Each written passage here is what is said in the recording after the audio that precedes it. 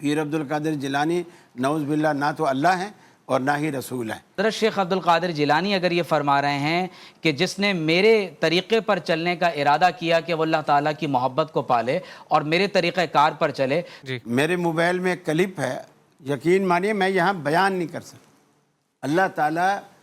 اوپر سے آئے اور چوتھے آسمان پہ پیر عبد القادر جیلانی نے پکڑ لیا۔ ان کا یہ کہہ دینا کہ جو قیامت تک میرا مرید ہو، مرید کا معنی کیا ہے؟ جو ارادہ کر بیٹھے اللہ تبارک و تعالیٰ کی محبت کے راستے میں چلنے کا۔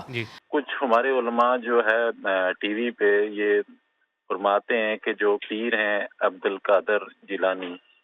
انہوں نے فرمایا کہ قیامت تک جو لوگ میرے سلسلے میں مرید ہوں گے تو وہ جنت میں جائیں گے۔ کیا یہ بات صحیح ہے؟ ایسا عقیدہ رکھنا چاہیے کہ حضرت شیخ عبد القادر جیلانی رحمہ اللہ کا یہ فرمان کہ جو میری مجلس میں ایک مرتبہ بھی آیا ہے اللہ تعالیٰ اس کی مغفرت فرمائے گا، تو دراصل آپ کا یہ اعلان اس حدیث مبارک کی بنیاد پہ تھا کہ حدیث قدسی میں ہے کہ اللہ تعالیٰ نے ارشاد فرمایا ہم القوم لا یشقی بہم جلیسہم،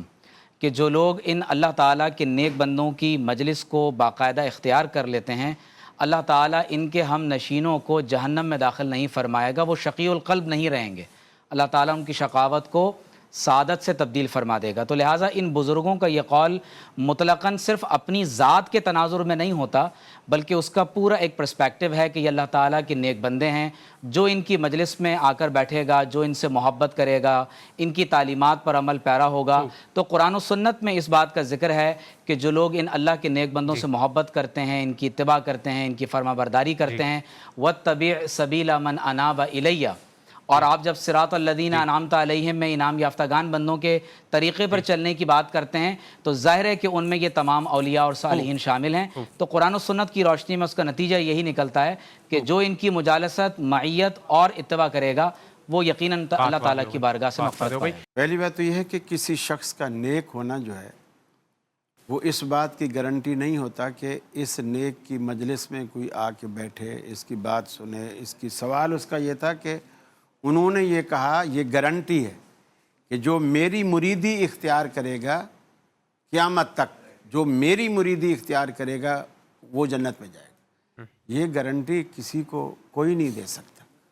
خاص کر جنت اور دوزخ کے فیصلے امت میں کوئی نہیں کر سکتا۔ یہ اللہ ہی کا فیصلہ ہے یا پھر اللہ کا رسول اللہ کی وحی سے آگاہ کرے گا، جیسے آپ نے اشرم وشرہ کے بارے میں یا دیگر کے بارے میں کسی کو جنت کا سردار، کسی کو جنتی عورتوں کا سردار،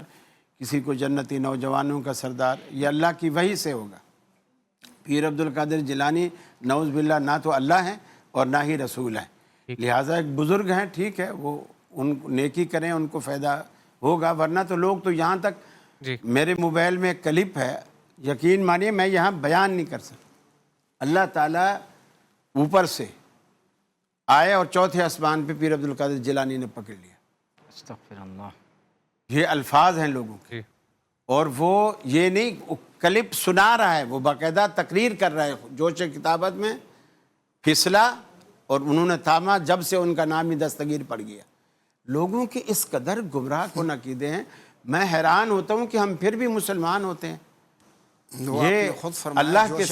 جوش خطابت ہے، بس جوش خطابت ہے، اللہ ان کو ہدایت دے۔ جب ہم بزرگوں کے بارے میں یہ بات کہتے ہیں کہ ان کا یہ کہنا کہ جو میری بات پر عمل کرے گا تو وہ جنت میں چلا جائے گا، تو وہ بنیادی طور پر کوئی اپنی ذات کو سامنے رکھ کر بات نہیں کر رہے ہوتے کہ میرے اندر اپنی ذات میں کوئی ایسی صلاحیت پیدا ہو گئی ہے کہ میری اتباع اور اطاعت کرنے سے کوئی شخص جنت میں چلا جائے گا۔ ان کا یہ کہہ دینا کہ جو قیامت تک میرا مرید ہو، مرید کا معنی کیا ہے؟ جو ارادہ کر بیٹھے اللہ تبارک و تعالیٰ کی محبت کے راستے میں چلنے کا۔ تو حضرت شیخ عبد القادر جیلانی اگر یہ فرما رہے ہیں کہ جس نے میرے طریقے پر چلنے کا ارادہ کیا کہ وہ اللہ تعالیٰ کی محبت کو پالے اور میرے طریقہ کار پر چلے، تو گویا کہ وہ اس حدیث کی روشنی میں جس کا ریفرنس میں نے پہلے بھی امام مسلم کی روشنی میں دیا کہ ان بزرگوں کی صحبت میں بیٹھنے والا شقی القلب نہیں ہوتا۔